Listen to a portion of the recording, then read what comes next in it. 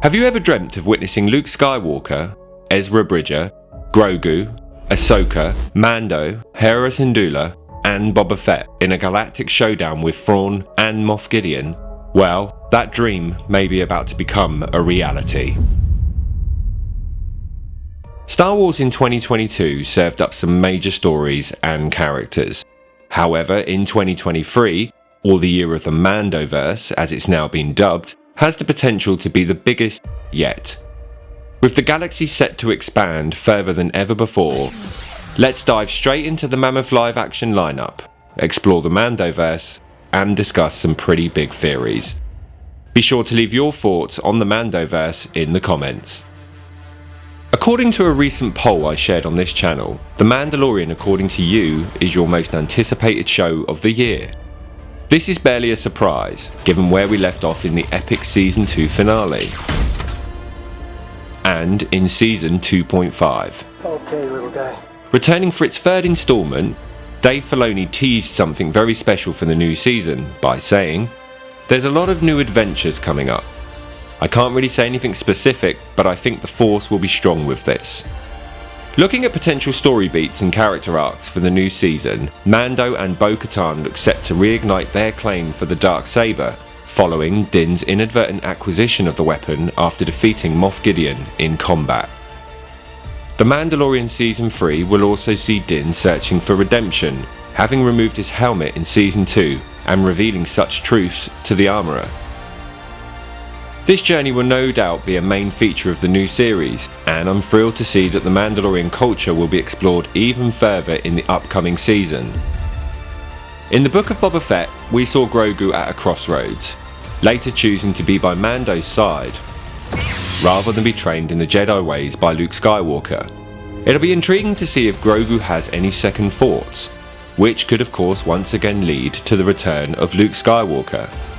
The technology used in the Book of Boba Fett to bring back Luke was flawless, and the Mandoverse timeline is primed for his return, playing a major part in the battle against the main villain in the Mandoverse. It'll be interesting to see how much influence the MCU plays in Lucasfilm's handling of a similar story structure in Star Wars. With Luke, Ahsoka, Mando, Boba Fett, Grogu and Bo-Katan setting the groundwork in previous Star Wars outings, the foundations of the Mandoverse are in place, with the only factor currently missing is the main antagonist. Taking influence from the MCU, I think we'll see Thrawn appear in a post-credit sequence. For the casual fans out there who have yet to meet Thrawn, it's imperative for Lucasfilm to introduce Thrawn sooner rather than later, and that's why I believe we'll see Thrawn appearing in Mando Season 3 first, just as we saw Ahsoka in Mando Season 2. Be sure to leave your thoughts on Thrawn's first appearance in the comments. This brings us nicely to Ahsoka. Where is Grand Admiral Thrawn? As we edge ever closer to Ahsoka launching on Disney+, more and more rumours have begun to spread. If these rumours are to be believed, Hayden Christensen will be returning once again as Anakin Skywalker in a World Between Worlds sequence set on Mustafar. These rumours seem to suggest we may see an alternative ending to Revenge of the Sith, with Ahsoka, not Obi-Wan Kenobi, facing Anakin Skywalker on the lava planet.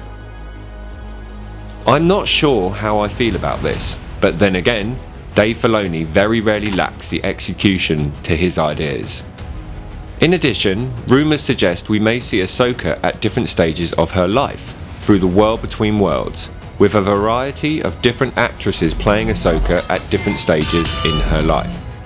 Alongside these rumours surrounding the World Between Worlds, reports also suggest we may be getting a new look at an army of stormtroopers, serving Thrawn under Balon's command. The stormtrooper armour will appear reforged by the Night Sisters using Dark Force magic, in a very similar design to Kylo Ren's helmet in Rise of Skywalker. The core story, however, will no doubt surround Ahsoka's hunt for Grand Admiral Thrawn, and the safe return of Ezra Bridger from parts unknown. Familiar characters such as Hera Syndulla will return alongside Ahsoka in her first live-action appearance, as previewed by a lucky few at Star Wars Celebration in 2022. I wonder what we'll see at this year's celebration in London. Possibly a full trailer? Also confirmed to appear in the show is Sabine Wren, who will feature for the first time in live action too, played by Natasha Liu Bordizzo.